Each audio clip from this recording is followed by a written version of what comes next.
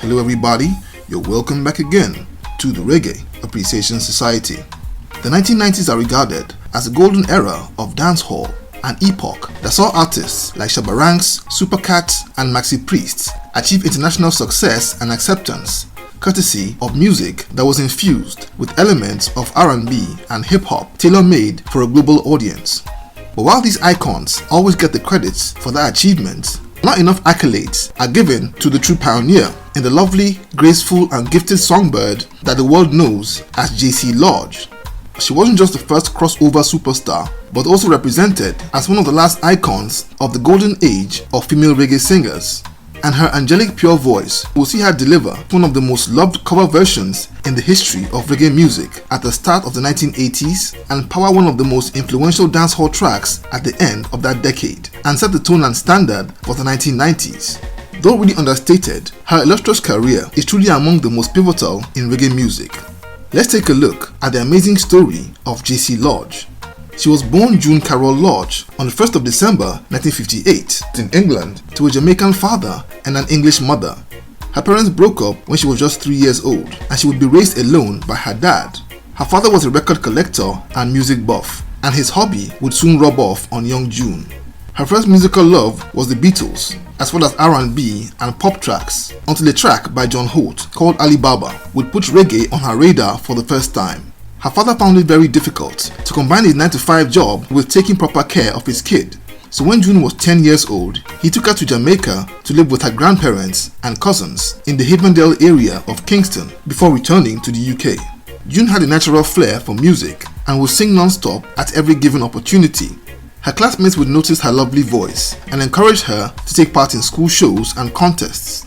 She was a very shy child, but eventually they would convince her to explore her talents, even though her main interests were painting and stage acting. However, in her final year in high school, she would meet another teenager named Errol O'Mealy, who would eventually become her husband and manager. Errol had heard her singing and believed she had what it took to deliver what he had in mind. He was an aspiring songwriter and wanted her to voice some of his songs so they could be recorded and sold to any willing producer in Kingston. So with just a microphone and cassette recorder, the pair put a few songs together and recorded them on a cassette. They approached an artist named Ola. He lived close to June's house and was the keyboardist for popular reggae group Chalice. Ola liked what he heard and shopped that cassette around a few producers that he had links to all over Kingston over several months in late 1978. Eventually, that tape would find its way into the hands of Errol Thompson, a studio engineer and right-hand man to legendary producer Joe Gibbs. Thompson was impressed with what he had heard and played it to his boss. They weren't interested in the songs per se, but thought that June's voice had enormous potential.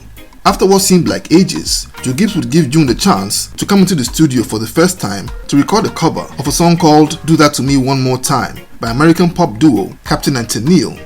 The song didn't come out in Jamaica, but instead was given a test release in the Bahamas, and the feedback gave Joe Gibbs the green light for future work with June. In the middle of 1980, June was invited to come and record a song named Someone Loves You Honey, originally a country music number that spent 2 weeks at the top of the US country singles charts. In the producer's chair that day was the great Clive Hunt, ably supported by Errol Thompson, who had chosen the song for June in the first place. Also in the studio that day were badass instrumentalists like Lloyd Parks and Willie Lindo, and that crack team would that evening make serious magic.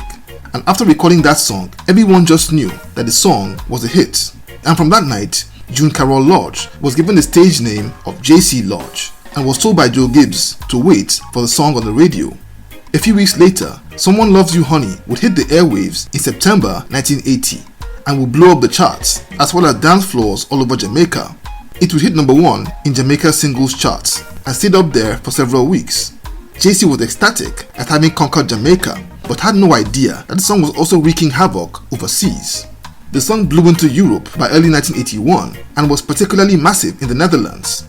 A Dutch DJ of Surinamese descent had come back to the Caribbean for Christmas just as the song was blowing up, and he bought a copy of that single and took it back with him, and the rest is history.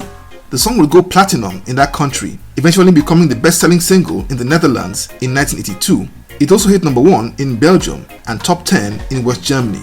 J.C. would discover how big the song was when she began to get invitations to come and perform it abroad, and would go on tours of Europe and North America. Looking to recreate the enormous success of Someone Loves You, Gibbs would get J.C. to record another cover, and this one was the song More Than I Can Say that was done originally by Leo Sayer, and it became a very minor hit, nowhere near the level of her previous single. But ironically, the runaway success of Someone Loves You would prove to be the end of Joe Gibbs' music empire. He had given himself credits as writer of the song and would eventually get sued into bankruptcy that he never recovered from. J.C. would start working with producer Willie Lindo, and their collaboration would yield the massive hit song Make It Up To You in 1983 and prove that J.C. Lodge wasn't a one-hit wonder, and it was Lindo that produced her next album, Revealed, that would hit store shelves in 1984.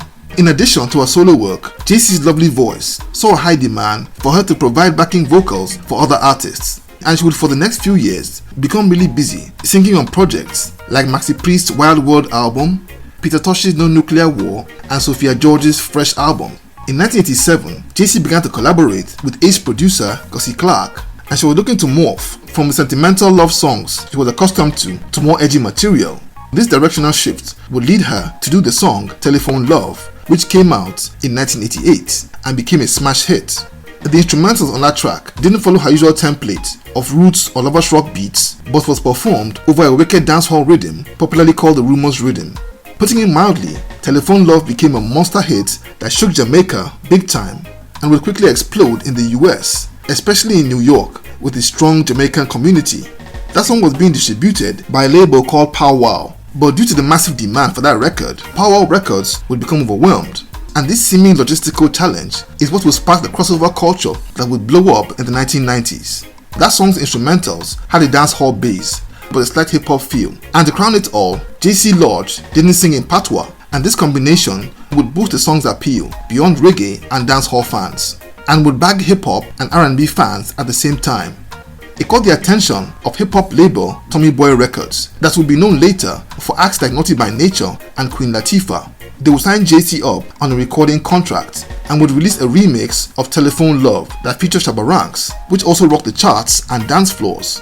And Tommy Boy would issue her album Tropic Love in 1991. The album didn't do so well commercially, and both parties would part ways by mutual consent not long after.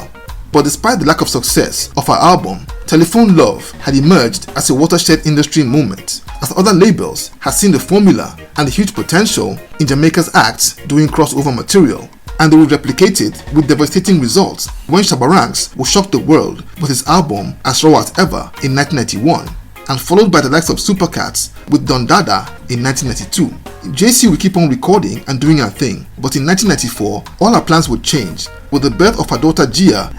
As a way of teaching her young daughter various lessons, from spelling to social skills, she began to write children's songs, and after a while, her husband decided to record them, and those songs would make up 2 cassette albums that they would name Sing and Learn. And Sing and Learn became so popular that the Jamaican Ministry of Education ordered a copy for every basic school on the island, and she was soon after invited by a TV station to produce a 13-episode series of Sing and Learn, and that show would become very popular and received a number of awards. However, by the year 2000, economic challenges in Jamaica saw many of the show's sponsors pull out from supporting it, and this, coupled with a severe crime problem, caused J.C. and her husband to become disillusioned with life in Jamaica. J.C. would move back to the UK in 2001 with her family, a whole 33 years after moving to Jamaica as a child. It seemed her work on the Sing and Learn project had sparked a love for teaching, and soon after arriving in the UK, she enrolled to study for a teaching degree and became a teacher. And she would over the years combine instructing in classrooms with recording singles and dub plates as much as possible. And today, she's no more in the classroom but continues to make music on a regular basis and released her last album, Telephone Love Storybook Revisited, in 2021. And from the look of things, there's still plenty cooking with this legendary songbird. So there you have it. Thank you for watching the video today. Please leave a like, subscribe, and until next time, Jah bless.